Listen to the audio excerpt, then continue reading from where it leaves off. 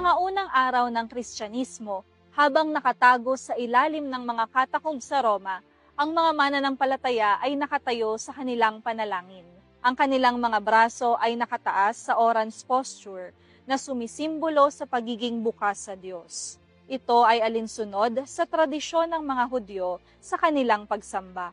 Sa unang 4 na raang taon ng Kristyanismo, ay minana ng mga Kristiyano ang kaugalian ng mga Hudyo na sila ay tumayo habang nananalangin. Ngayon, pagdating ng persecutions laban sa pananampalataya, ang mga Kristiyano ay nagtago sa loob ng katakumba.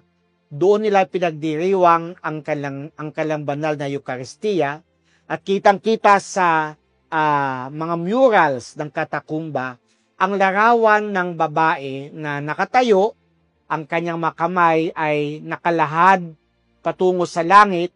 Ang tawag dito ay ang orante position. Ito'y palatandaan o larawan ng simbahang nananalangin.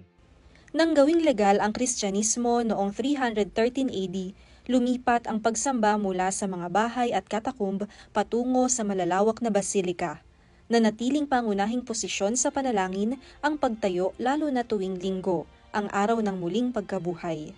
Yung unang konseho ng Nicea ay nagbigay ng deklarasyon na sa araw ng Linggo at sa panahon ng Pasko ng Pagkabuhay, ang mga tao ay tatayo bilang pagpapakita ng kagalakan sa muling pagkabuhay at ng karangalan ng mga anak ng Diyos. Ngunit habang lumilipas ang panahon, naging mas karaniwan ang pagluhod. Ang mga komunidad ng monghe ay binigyang diin ang pagpapakumbaba at pagsisisi. Nagkaroon ng mga pangkat ng mga penitente na, sila yung mga nagkasala ng mabibigat na kasalanan, kaya sila itiniwalag sa simbahan. At sa kanilang pagbabalik loob sa simbahan, kinailangan nila sa loob ng maraming mga taon na lumuhod sa may pintuan ng simbahan sa banal na pagdiriwang ng liturhiya. Ang mga tao ay nakatayo, pero ang mga nagtitika ay nakaluhod. Sa panahong medieval, naging mahalagang bahagi ng liturhiya ang pagluhod.